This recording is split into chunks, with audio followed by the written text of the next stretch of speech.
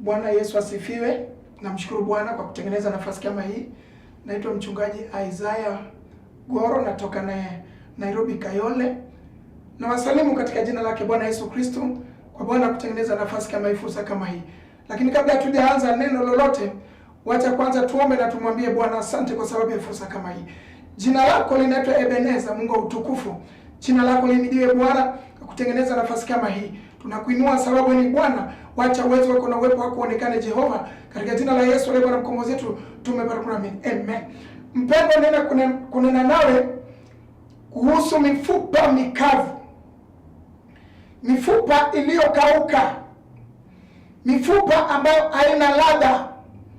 Mifupa ambayo hata mbwa ikipata barabarani haina haja nayo tena. Mifupa ambayo watu wanapiga teke. Mifupa ambayo hata mvua ikinyesha na kuja jua tena baadaye bado imekauka. Ninaenda kuongea kwa Ezekieli 37. Ezekiel 37. Bonde la mifupa mikavu. Ninaenda kunena kwa ndoa ambazo zimekauka. Ninaenda kunena kwa biashara ambazo zimekauka. Ninaenda kunena kwa masomo ya watoto ambao wameshakauka. Ninaenda kunena katika harusi ambazo leo hii zimekauka. Upendo, furaha ambayo ilikuwa katika zile ndoa leo hazimo tena. Katika ile biashara ambayo ilichukuliwa hata loan kubwa ikafunguliwa watu wakiwa na furaha, leo hizo biashara zinasambaratika, zinaanguka. Kwa sababu gani? Zimebadilika zikawa kama mifupa mikavu. Ndoa ambazo wengine walikuwa nazitamania, wanasema ndoa yangu afadhali iwe kama ile, leo hazina furaha tena. Watu wanagawana. Sababu gani? Ndoa zimekosa ladha, zikawa kama mifupa mikavu. Wacha nisome neno la Bwana. Ezekieli 37. Mkono wa Bwana ulikuwa juu yangu, na akanichukua nje katika roho ya Bwana, akaniweka chini katika bonde, nalo limejaa mifupa. Bible inasema limejaa mifupa. Ukienda katika miji mikubwa unakuta mifupa imejaa. Hata hizo nyumba za kifahari mifupa imejaa. Hakuna upendo, malumbano, vita, mifupa imejaa. Hakuna tena biashara ambazo zinasonga. Kwa sababu gani? Mifupa iliingia ikapenya. Shetani akachukua ule mali ambayo ilikuwa ya maana, akachukua, akapokonya wenyewe, akapokonya hata furaha, akakupokonya hata upendo, akakupokonya yale yote ambayo ilikuwa na maana, akakupokonya, ukabaki na mifupa mikavu. Bible inasema verse 2, akanipitisha karibu nayo pande zote, na tazama palikuwa na mifupa mingi. Hata ukienda sokoni kuna mifupa mingi. Kina mama wanalia, hata ukienda barabarani kuna mifupa mingi.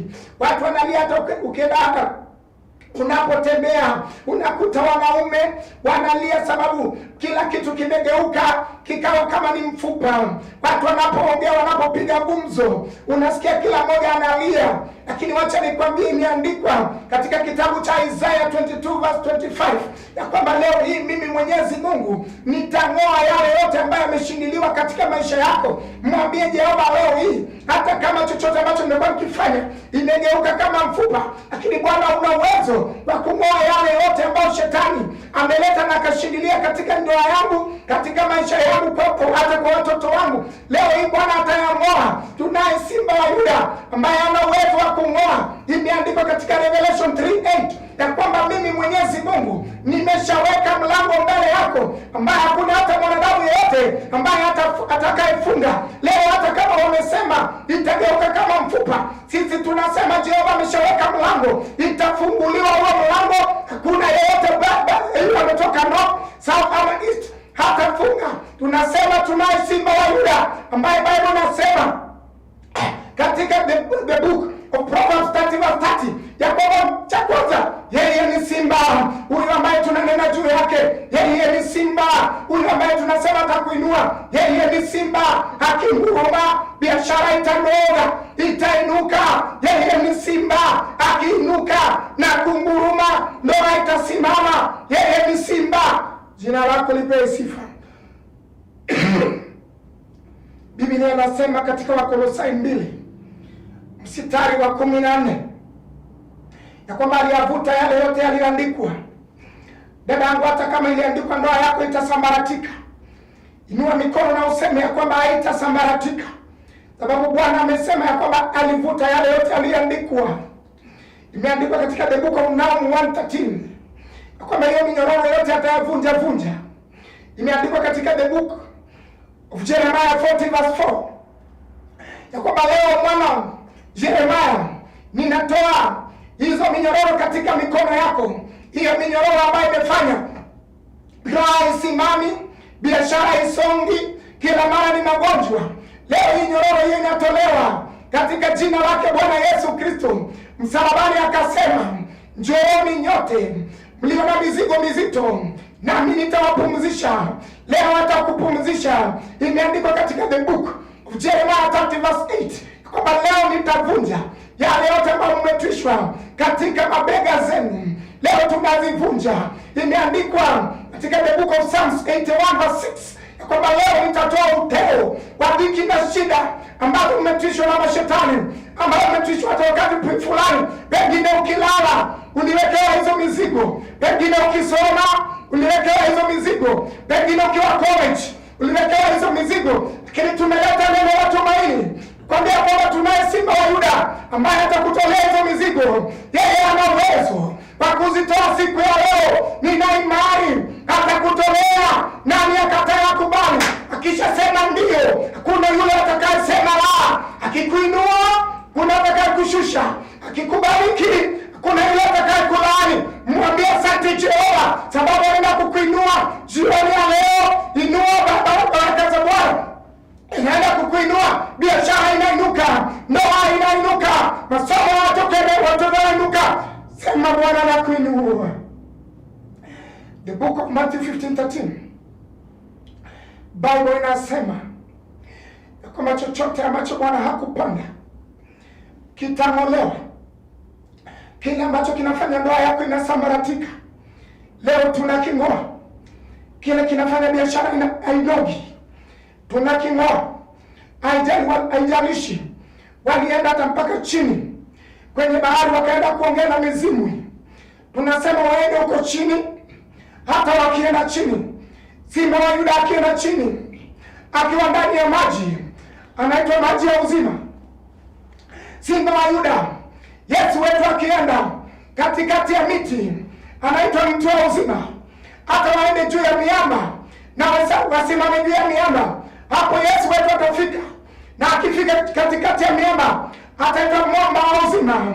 Ni yeye tunamuinua jioni ya leo. Tunasema hiyo tumbo ambaye imekataa kubeba mtoto, tunaye Simba wa Yuda ambaye alimbariki Ana alipokuwa anasimangwa, anachekelewa wakati watu wanaenda mtoni.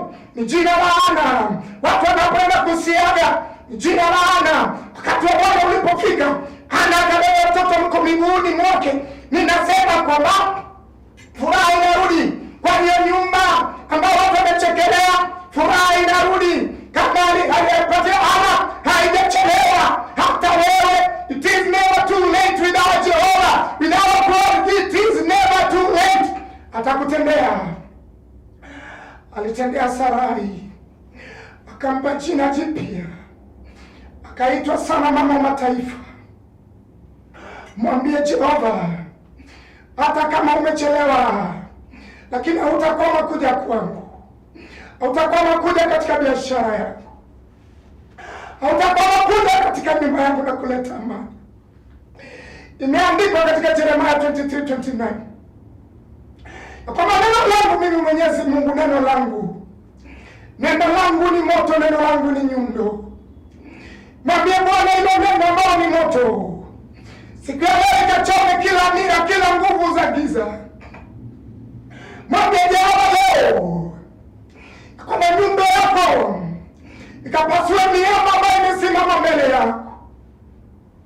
Bwana alipoingia na kina Lazaro, akapata watu wanalia, kuna majonzi, lakini Bwana alipoingia akaleta tumaini pale hapana tumaini, akaleta furaha pale hapana furaha. Leo Bwana anakurudishia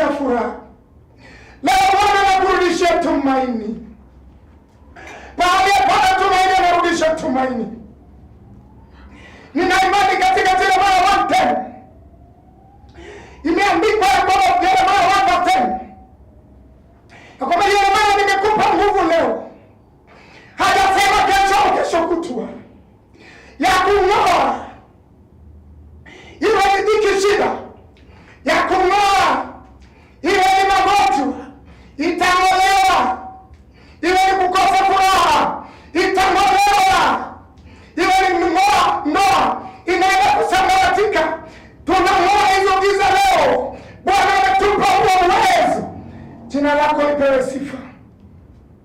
Mungu wa Israeli una mamlaka.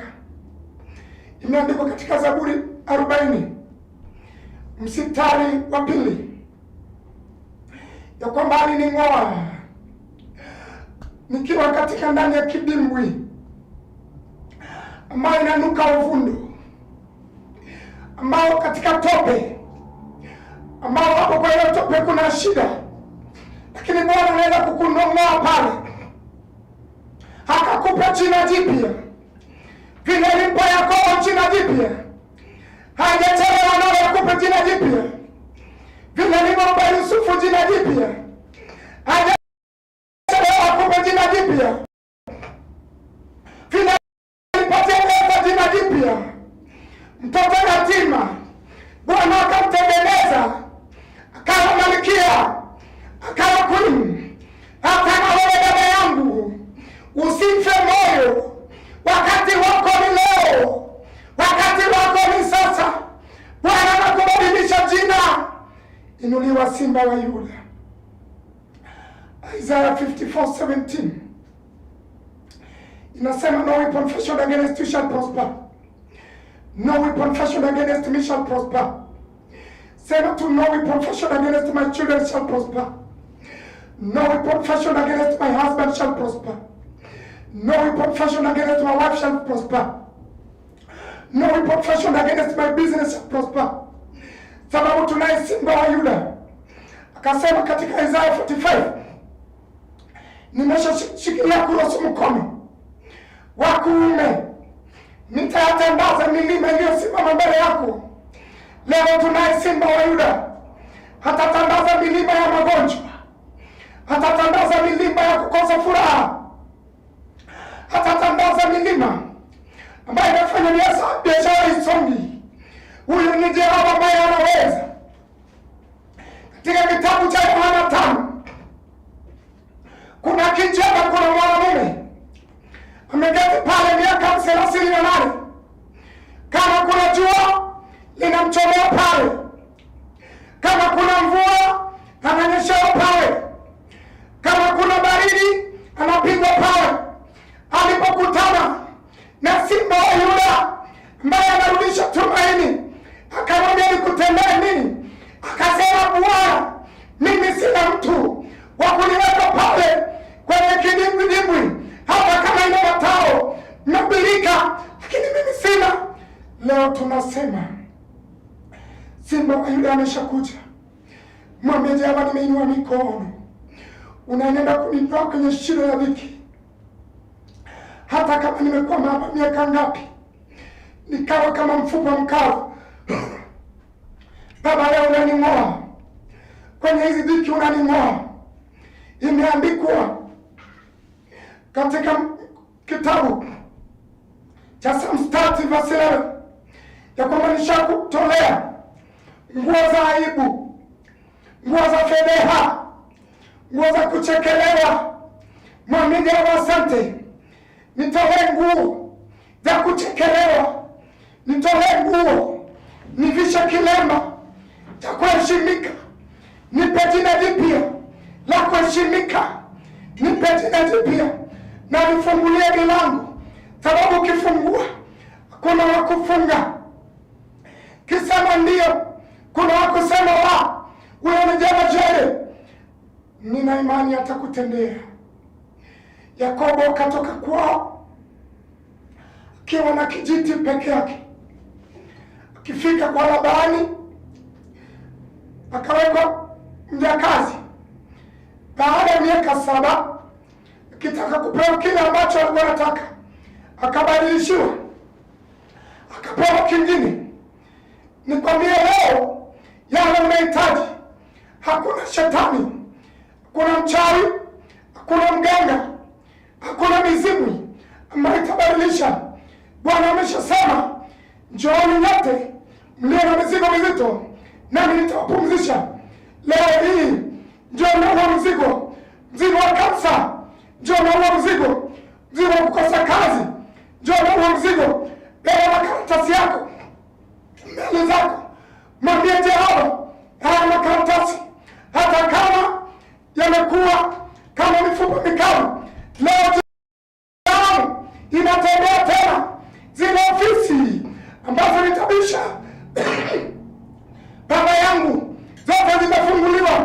Jina lako liinuliwe Jehova. Jina lako liinuliwe Yahweh. Jehova yedibona uwezo na mamlaka. Imeandikwa katika the book of Jeremiah 29:11. Kama mimi Jehova nina mambo mazuri, matarajio mazuri juu yako wewe mwanadamu. Hata kama wengine wamesema ya kwamba mwaka huu utamaliza, sema Mungu kuna mipango mizuri juu yangu. Hata kama wamesema hiyo biashara itaanguka, sema Mungu wangu hakuna mipango mizuri juu yangu. Hata wakisema watoto wako watakumbia baraka, sema Mungu wangu hakuna mipango mizuri juu yangu. Nyumba yangu haitafungwa. Nina imani ya kwamba nyumba yangu haitawekewa vifuli.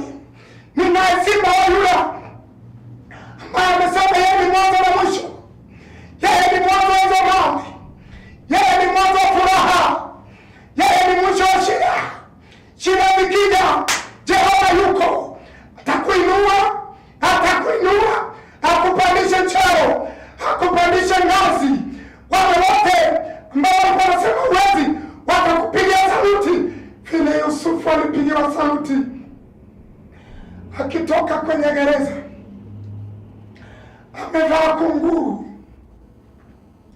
Yusufu alipoitwa, wengine wakadhani ya kwamba neno kuongezwa miaka zingine za kufungwa.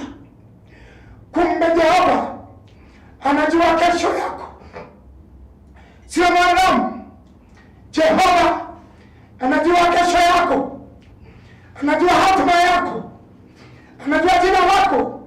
Leo anajibadili kwa programu ya leo, kwa injili ya leo. Mwambie Jehova, kama Yusufu ulimtembelea kwenye gereza, nitembelee Jehova. Kama ulitembelea Yakobo ukambadilisha jina, kama Israeli mbarikiwa, nitembelee leo. Kama ulitembelea Sarai ukambadilisha jina, nitembelee leo.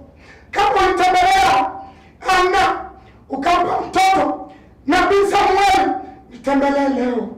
Tunaye Simba wa Yuda. Haijachelewa akuinue, haijachelewa akutetee. Haijalishi kama una mtetezi. Mtetezi wetu ni Yesu. Hata wakati Nehemia katika the book of Nehemia 4, wakiwa katika nchi ya ugenini, amefungwa, kazi yake ni kupeana mvinyo. Mfalme akaona roho yake inafadhaika, sura yake haionyeshi furaha. Pengine ninaongea na mama anapotembea, sura yake haionyeshi furaha. Pengine naongea na mzee anapotembea, sura yake haionyeshi furaha, sababu kila kitu kimekwama. Tunaye Simba wa Yuda, yeye ni burudoza, atang'oa kila ngome ambaye amesimama mbele yako, atang'oa. Sema Jehova, ng'oa, atayang'oa. Kile imeandikwa katika Isaya 22:25 kwamba mimi Mwenyezi Mungu nitang'oa misumari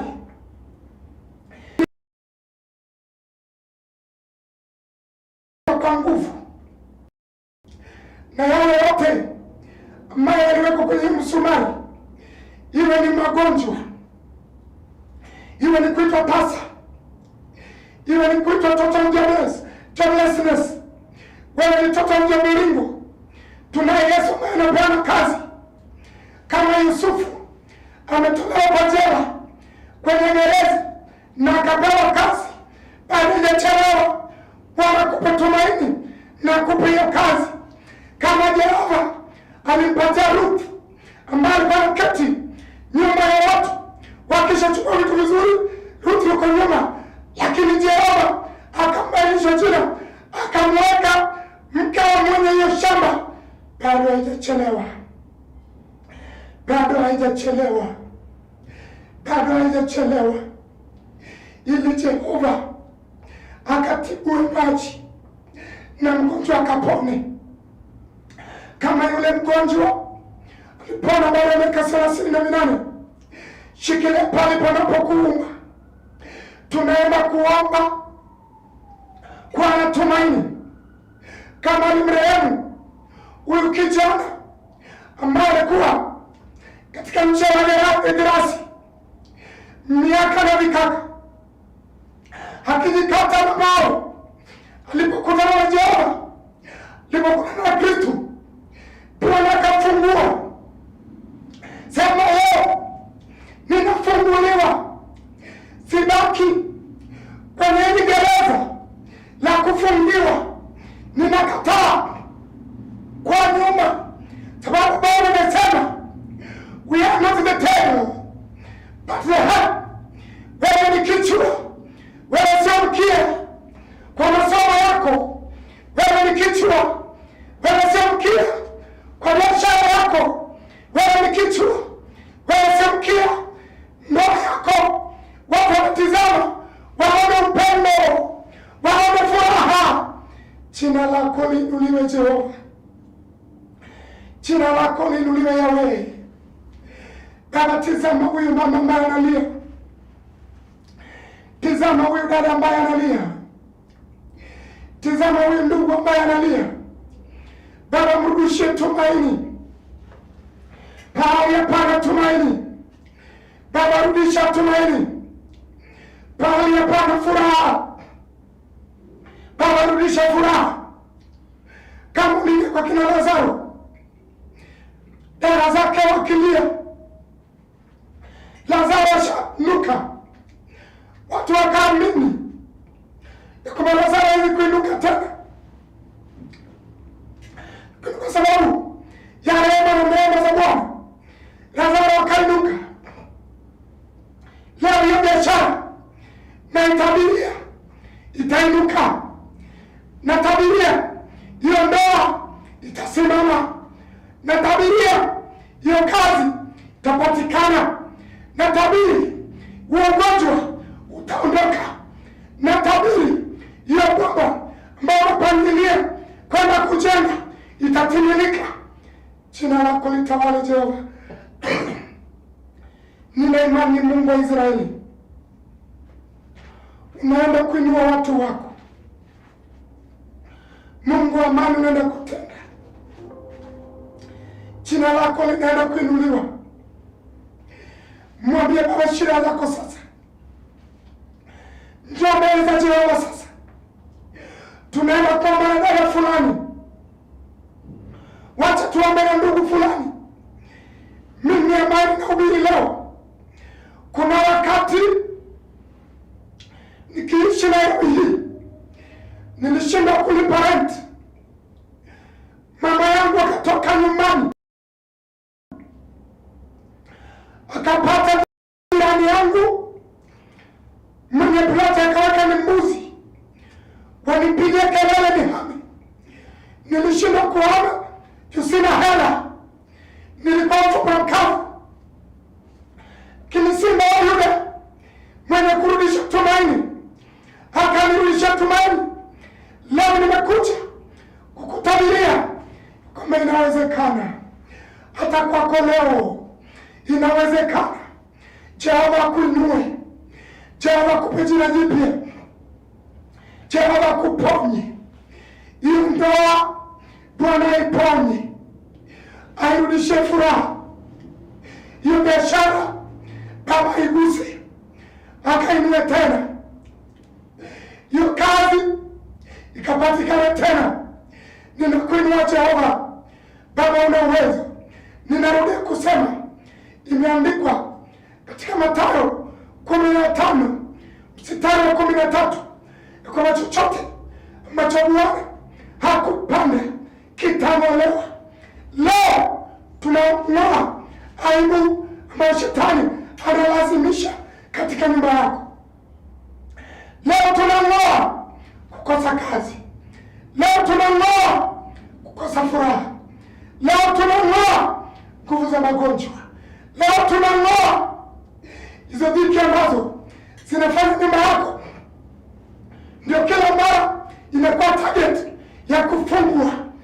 Mwambie Jehova, chochote ambacho hukupanda king'olewe leo, kwa maisha yangu, kwa ndoa yangu, kwa biashara yangu. Chochote ambacho hukupanda, Baba ng'oa. Tunaenda kuomba. Umwamini Jehova, umwambie Jehova neno lako vile limeandikwa katika Zaburi 55, likishuka kama mvua linyeshavyo, halitarudi bila kutenda jambo. Leo halitarudi bila moja kupona, bila kazi kupatikana, bila mtoto kupatikana, bila biashara kuinuliwa. Leo halitarudi. Weka mikono juu, mwambie Bwana, nenda mbele zako. Ninapokea yale ambao umetabiri. Ninakutabiria unaenda kuinuliwa. Bwana, katika jina la Yesu. Tazama huyu dada, tazama huyu mzee, tazama huyu mtoto wa shule, tazama huyu kijana. Baba, waonekanie biashara hii. Baba, inua. Baba Mungu wa majeshi, tazama ndoa hii, kutana mahitaji watu wako. Rehema zako Bwana zikaonekane.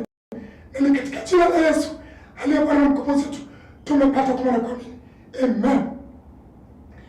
Mpendwa mtazamaji, mimi niliongea nawe, naitwa mchungaji Goro Isaiah. Natoka katika kanisa la Bahati kule Kayole. Namba zangu, kitaka tuwasiliane kwa maombi, mawaidha na mashauri, counseling. Namba zangu ni 0733 79 49 10. Narudia, namba zangu ni 0733 79 49 10.